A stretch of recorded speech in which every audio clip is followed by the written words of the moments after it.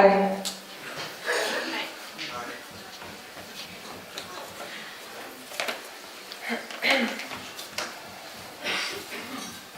So I'm going to read a text to be published in my friend's book. I think the book is going to be called The Bloody Tongue.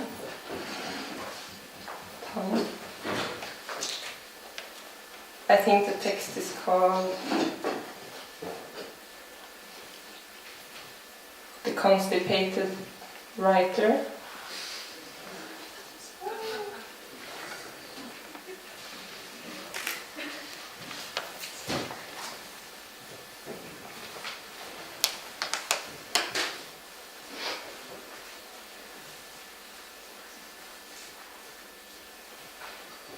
Okay.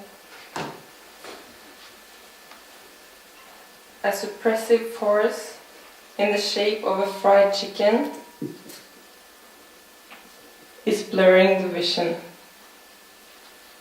It gives a stinky, crisp layer to everything around. Moving will not help, as the deep fry blur will follow. Inside of the flabby body lives a loose but great plan. The body is trying to push it out, but with every day passing by, this plan hardens more and more. Something is making it concentrate itself into a hard stone. As it is turning into a stone, drawing itself upwards in the system, the plan is being crushed. The longer up it draws itself, the further away it is from the opening, the light. This is a serious case of writer's constipation, a common illness where the solution methods are said to be many. Some people say that a trick to loosen the constipation is to start the writing as a letter, forming the text to someone in mind, a friend or a fictive. Others say that it helps to use another language and then translate it and change it again. Also, it is said that it can be helpful to do the writing early in the morning, when life is still undisturbed. And most people will recommend a studio, a space for the writing, to separate home and work.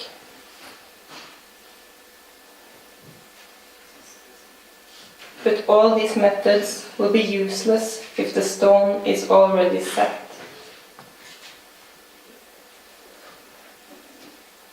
Some days the writer rises from bed, some days it does not. Big authors of the past did much of their writing in bed, it was told.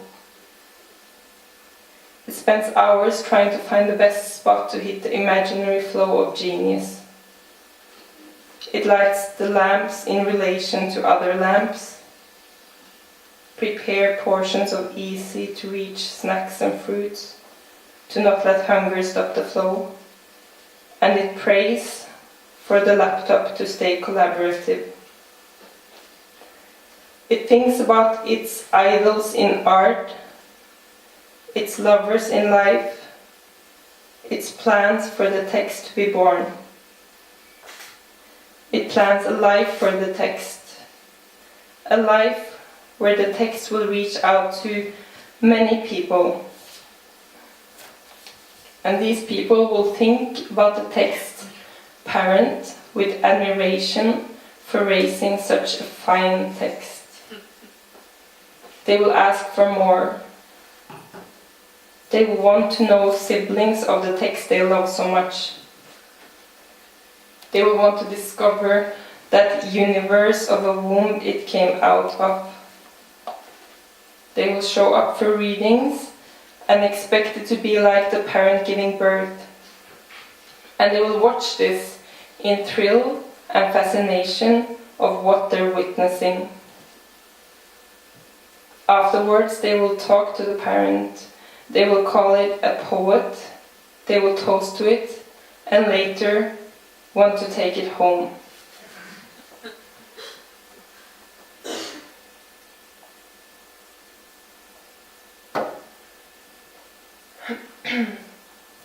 These are the ideas in the self-entitled writer's mind. It believes there lives a genius inside who will eventually come out when the setting is right. A text to be born which will be different from any other text ever written, ever born. It believes it has a natural way with words and formulations. It believes it was born to write. It even allows itself to make rhymes because it believes that however the rhythm, however the reference, however the accent, this will be something new. Something like a gift to the world from its gifted inner self. The writer is broke because it would never degrade to take another job. It believes it doesn't care about the money. It keeps buying wines that are not of the cheapest brand, which would normally be the case, because these bottles of wine are bought for the creation of the text. These are bottles of Jesus' blood, as the portions of snacks and fruits to be eaten are Jesus' body. This is how the cliché is put up. The setting has to be holy. It will light hundreds of candles, have baths with milk and honey scent, and put on its finest costume. Then it will enter the space. It will sit down in the chosen chair by the chosen table. The wine is poured over to a caraffel. The glass is large and antique, and it pours the wine in the light of the candles, and then looks the laptop in the eye, and this is the moment. This moment, carefully prepared, which is supposed to be the beginning, is the end. As the writer's eye is set on the laptop and the writer's ass is resting on the chair, the writer is realizing that something is terribly wrong. In the candle-lighted room, with a perfectly arranged table, chair and laptop, it realizes that the most important thing is missing. It's not there. It's gone. It's the writer's brain. Hours can pass as the writer is realizing this fact. Inside the computer are too many hiding places where escaping the writing of their masterpiece is easy. The big trap is the internet. The internet is a contemporary evil that easily strikes weak souls as the writers. The writer's excuse to have access to it is to look up on translation and other relevant information. But with the access to the internet comes access to another world. An enormous world that slowly but brutally will absorb the writer and take over its fragile mind. After realizing this problem, but still sitting in place, by the table, on the chair, at the laptop, for hours, this will happen. Repulsion, shame, sadness, horrible, sneaky feelings telling the writer that it's a failure, making the writer rise from its arranged position and walk away with the wine glass and the lowered head. Like this, it will be walking to the kitchen, to the fridge. Opening the fridge is like opening another laptop. Food is a hiding place where the writer seeks comfort.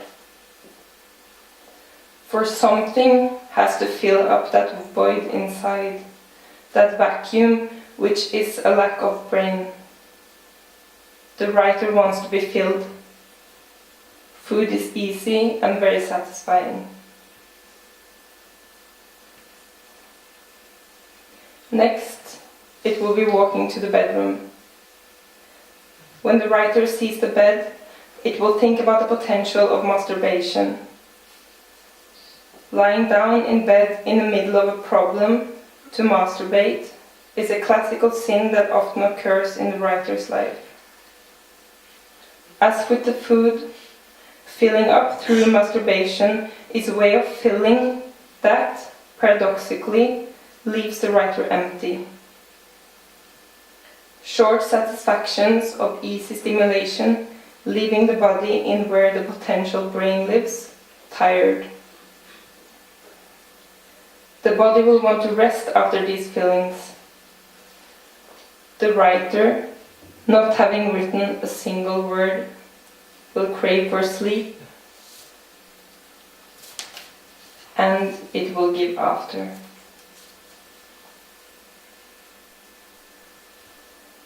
Waking up after this kind of sleep is like looking death in the eye. The writer will think about rising, but be filled with fear of approaching the holy setup of the workspace because of a shame. And when the shame is on its worst, the writer will make the conclusion to just sleep in till next morning. It will choose to make the last of whatever hope still left be the cliché believe in that tomorrow is another day. This way the writer falls. At night, it will dream about a hunt. It's a hunt for a brain. In the dream, brains are growing on trees, but these trees are rare, as they need a very precise climate to stay fertile. The writer will be walking around in these forests with bow and arrow on its back. It will walk for hours, and obstacles like people from the past, people without teeth, people wanting sex, will appear. Also, there will be animals. Animals that steals the writer's attention. Bigger cats and bigger dogs, and sometimes horses. The writer will want to touch them, but they will disappear, and by this time the writer will have forgotten about the hunt and be someplace else.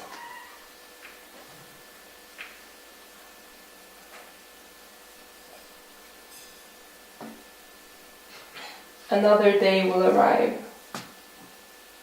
Another day in war with the constipation.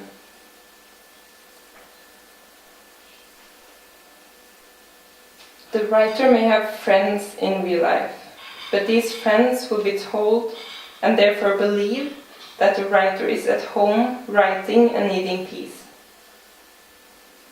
If there will be offers to go out, the writer will say, "No thanks, because this is the way."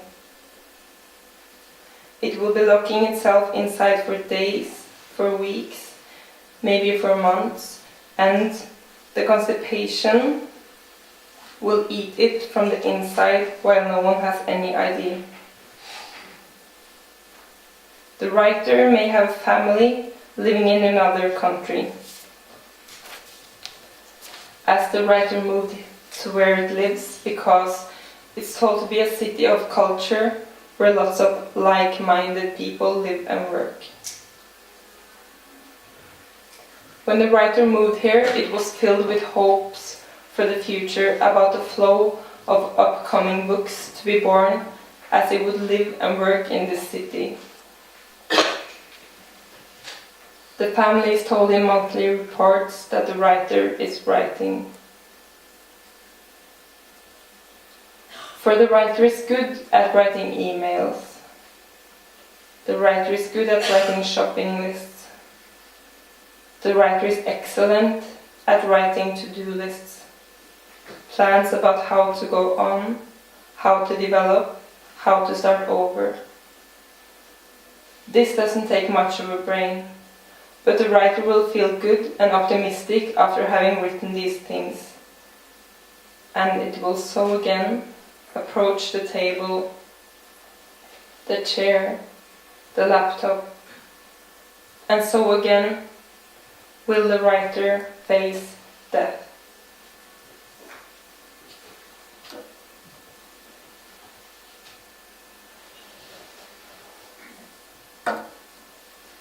The writer will never cry for help. You will never see it, hear it, or read it. Neither will it leave any traces behind, as traces don't come with constipation. The books which were to be born will be long gone inside what was once a great plan, but turned into a stone drawn up into the writer's intestines, or inside a brain growing on a tree in a forest of the writer's nights. But this no one will know.